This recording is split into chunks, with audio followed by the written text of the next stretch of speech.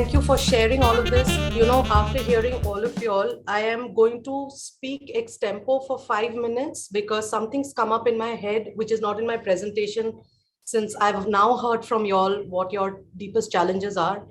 And it's something which I've written about extensively in my book. It's called the 3C's, and it will address each of your issues. After that, I'll move to the presentation that I've made for y'all. So the 3C's, which will solve most of your issues that you all have discussed, starts with clarity of role and goal. Okay, the word is clarity of role and goal. This solves problems of delivery. This solves problem of motivation. One of the reasons also why people feel demotivated is when they are confused and they don't know in which direction they are going. Now, typically what happens in small and medium industries is when you're onboarding somebody, you are communicating what the person is supposed to do once.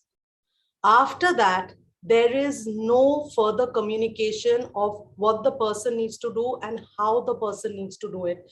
And most of the times in my experience, I have seen that there is no goal or outcome given to the person, that this is what you're working towards in clear manner, which is measurable.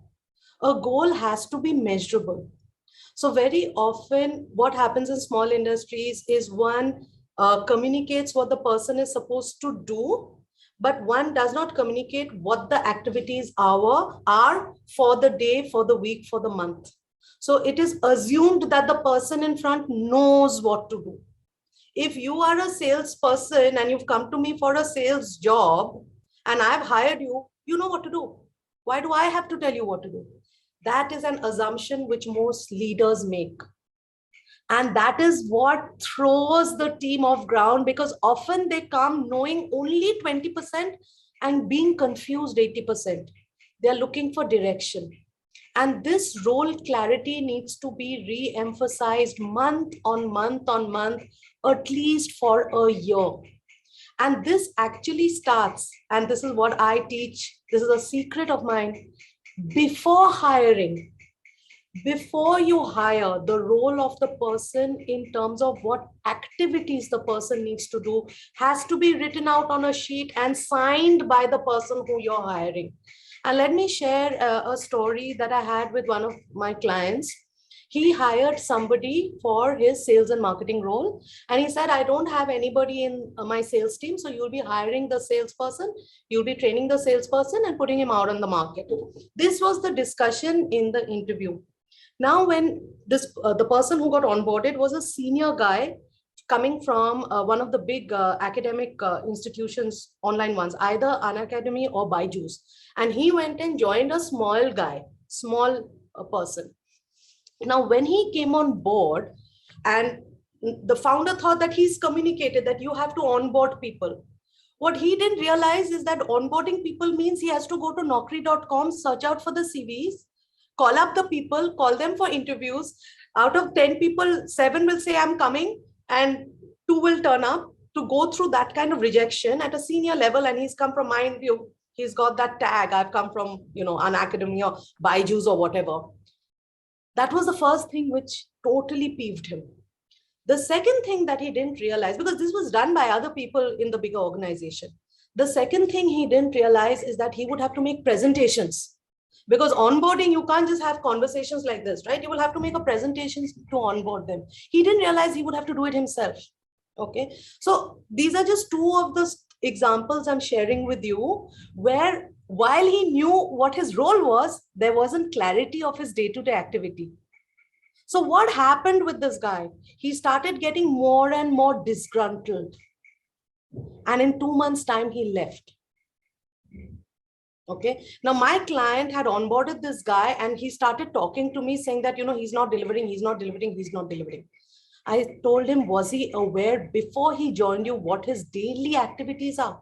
What you were expecting him to do? That he would have to search on naukri.com, that he would have to call up people, that he would have to make presentation. He said, no, I told him you'll have to hire. So I said, look at the gap in assumption level. He thinks he's running a sales team. You think he's going to do everything right from the beginning till the end. He's disgruntled. He doesn't want to make presentations. He's probably not good at it. He doesn't want to call up people and call them for interviews and then feel rejected. As it is, sales has enough rejection. Then to get rejected by people not to join a job, tankha, I'm giving you tankha. And nowadays, to people, even if they don't have a job, they don't join a new job. People seem to have money from cryptocurrency nowadays, so they don't take up new jobs. So, right.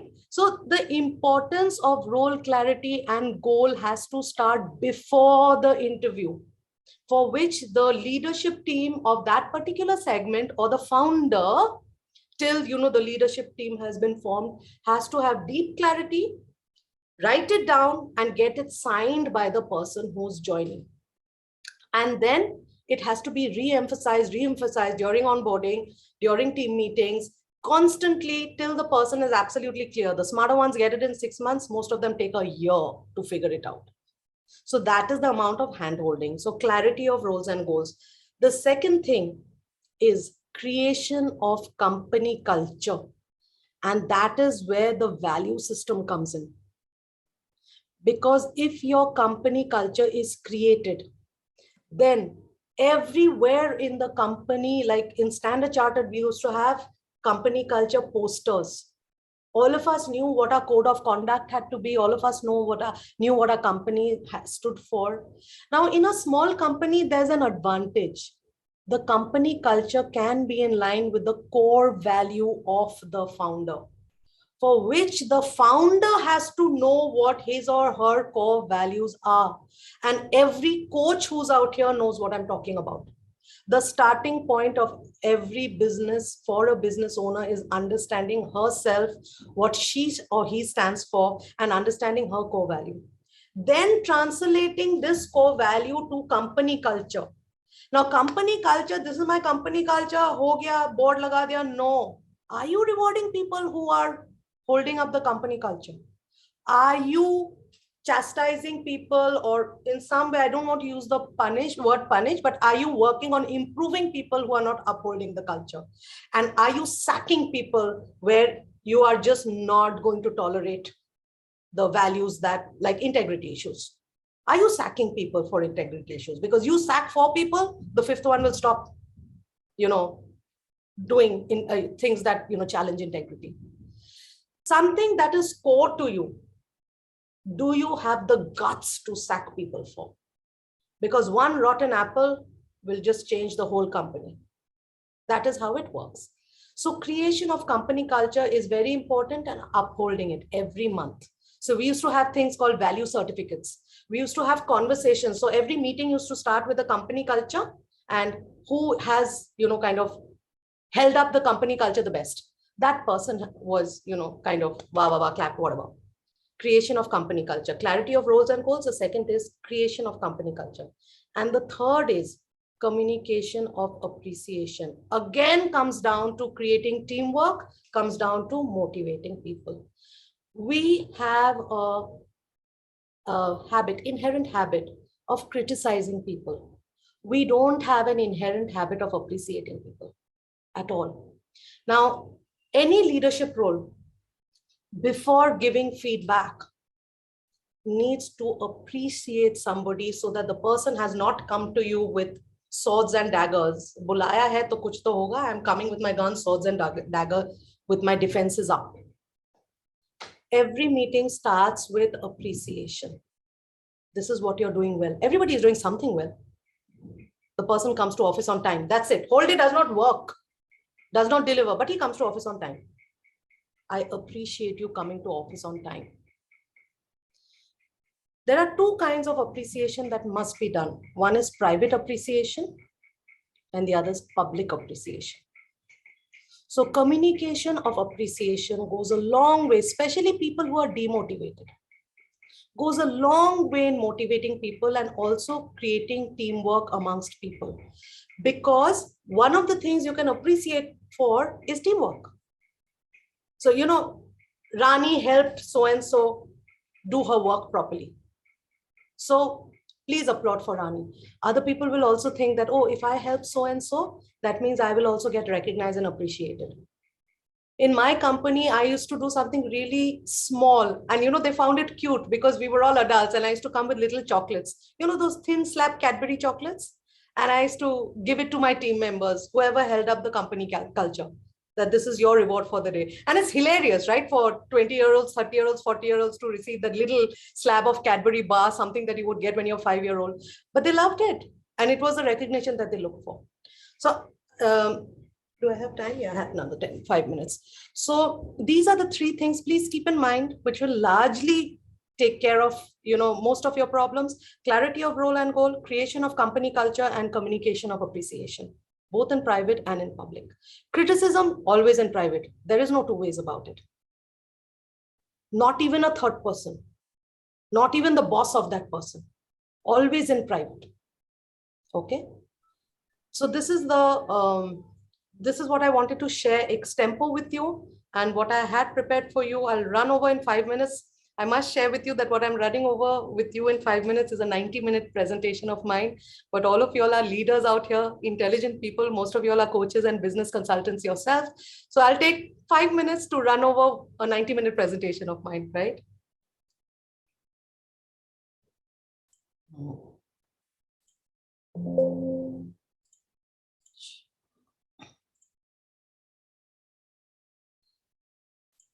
Sorry, just give me a minute. I'm using my sister's laptop.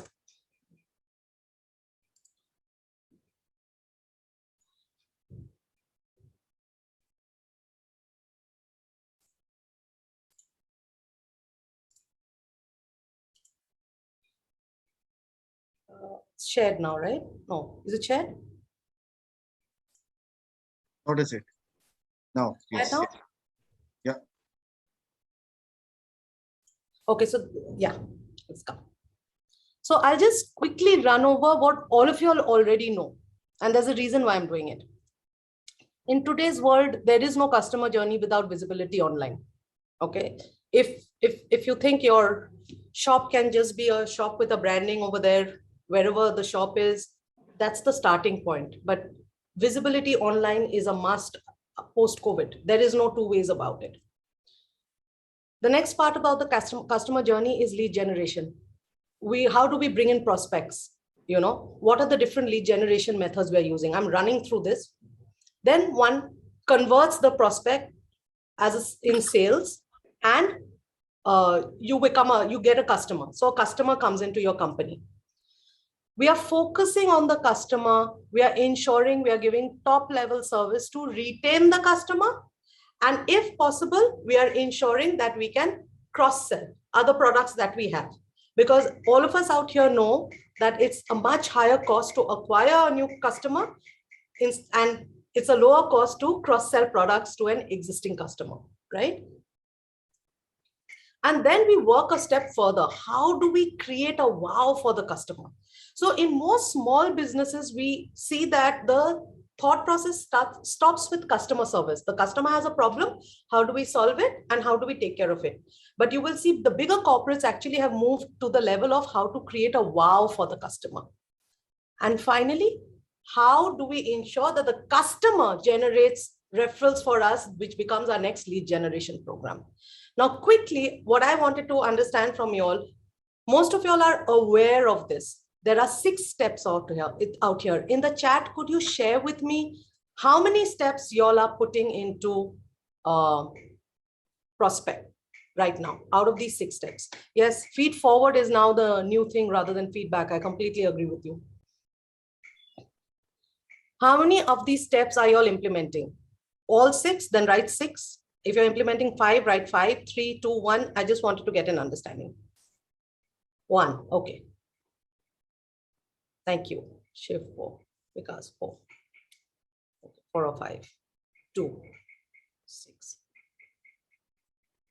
Uma 6. Okay. We have a couple of others. None. So, okay, lead generation 3, 4. I feel stuck with lead generation. Okay. Yeah, we'll talk about it, Deepa. Okay, cool. Done. Did I see Kanchan's? How many of these she's implementing? How many of these steps? 5. Cool. So I'm glad that I have added 1 point at least in everybody's customer journey as well. And maybe something has been missed out for the people who are doing 4 or 5, and for the others, please take a screenshot of this so that You all know what a customer journey typically is looking for. Now, this is background. Most of you all are doing this. What I really want to talk to you about is, and why isn't this moving now? It is the employee journey. This is going to solve all your problems. Nobody's ever thought of it. Why? Why does no small entrepreneur think about it? Because for every small entrepreneur, who's the king? Customer is the king. But believe me, change your thinking. If you make employees your king, the employees will ensure that the customer is king. So for you, employee is king. Make sure your employees think customer is king, colleagues are king, company is king. All three. Now, what does the employee journey entail? And I'm rushing through it in exactly 1 minute because I'm cognizant of the time now. Job description. In the job description, every person you're hiring, like I said, must know what he is up against. The job description not only has what the person needs to do, it needs to have what the daily activities are. It needs to have what the company culture is about. And it certainly needs to know what the people in the company are like most importantly, the founder. I was interviewing one founder when I was writing my book. And he said that, in my interview process, the last interview is done with me. He's got 200, 250 employees. He said, initial journey, every employee I hired, I said, listen, you will get messages from me at 2 in the night, 3 in the morning, 4 in the morning. I'm not expecting you to respond, but because I am up thinking of things, I will send those messages to you. Are you up for it? Because if you're not, I'm sorry, you and I will have clashes. So let's just be honest, whether you're up for it or not. And he said, I had a lot of two guys or women telling me I'm not up for it. Fine, we part ways happily. And I look for the person who's up for it because I know what I am about. I will send those messages at 10 in the morning, at 10 at night and 2 in the morning. You reply at 9 o'clock, which is your office time. But I'm thinking about it, so I will send it to you. I thought it was a good way of being honest and ensuring his kind of people joined him. Like somebody like me, I would never join him. I'm not going to entertain any message at 2 in the morning. So we are all clear about where we stand. The next thing is the interview process. Most of the time in the interview process, we ask yes, no answers. Correct or not? Are you committed? Yes, of course I am. Are you disciplined? Yes, I am. Will you stay in this company for 5 years? Yes, I will. I mean, who's going to say no in an interview process? The point is, and every coach will teach you how to do that. How can you ask questions which will give descriptive answers? So not are you committed, but share a time when you failed in something that you were trying to do in your company. When did you realize you failed? How many times did you try? What was the process? Tell me your story. Let the guy bucko for 20 minutes. There's so much you will learn from his buckoing, which is not related to the question you asked, but about his attitude, about his approach to work, right? So the interview process has to be open-ended questions. No yes, no ones, okay? And stories about his life and work. No, and I'm going to use a universal word. I have never seen a small business owner actually having an onboarding exercise. And if you all read, who was this report by? Was it by Harvard? I'm forgetting. That if the onboarding exercise goes well, 75% of employees stay for 3 years, and 50% of those employees who stay for 3 years stay for 5 years. But I have, at least in my experience, never come across a small entrepreneur who has an onboarding exercise. And then you focus on the growth of the employee. Just like you focus on the growth of the product, you focus on the growth of your company, you focus on the growth of the customer, what you're giving him, focus on the growth of the employee. He's not there only for money. Gone are the days. Aapka to namak humne khaya, kaise aapko, all those Hindi movie dialogues. Gone. The youngsters today especially make money out of cryptocurrency. They don't care about your salary. What they will care about is, are they enjoying working with you? Is the goal of the company in line with what they want to do? Do they feel that they are growing in the direction where ultimately they also might become entrepreneurs? But can they spend 5 years with you? Because they are learning how to become better entrepreneurs. So focusing on the growth of the employee. And next level, same step, wow creation. How are you making them feel that, oh my God, I don't want to leave this company ever. Can I start my entrepreneurship as a side hustle and still be in this company? You're making it difficult for him to leave or her to leave.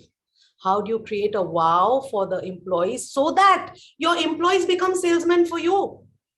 Even your accountant is like, oh, hamara company ka product ye hai. You must come here. Don't go to that company. I'm telling you, the accountant should start talking about your company and your products. They become brand ambassadors for you. And excuse me for this, Kanchan, I do want to share that I've written this entire process in great detail in this book. It's called, can you all see it? Sorry. Creating Wealth by Creating High Performance Teams. 12 Simple Steps to Transform Toxic Teams into Trusting and Productive Teams. It's the story of my life because I went through this employee journey when I was in Standard Chartered Mutual Fund. So it's a story book. It is not a management book. And what it did, the company got sold twice. None of the employees left. So I kept in my CV, when people see Grinlays, Standard Chartered, IDFC, I was in the mutual fund business. I said, listen, I've been with the same company for 11 years. They changed. I didn't change. And what is it that I went through as to why I didn't change is here in this journey. So with that, I overshot, I think, by a few minutes. Thank you very much. I did try to give you the crux of my 90-minute presentation. And I'm happy to take, thank you very much. Happy to take any questions, and I'm happy to take any arguments, anything you all disagree with.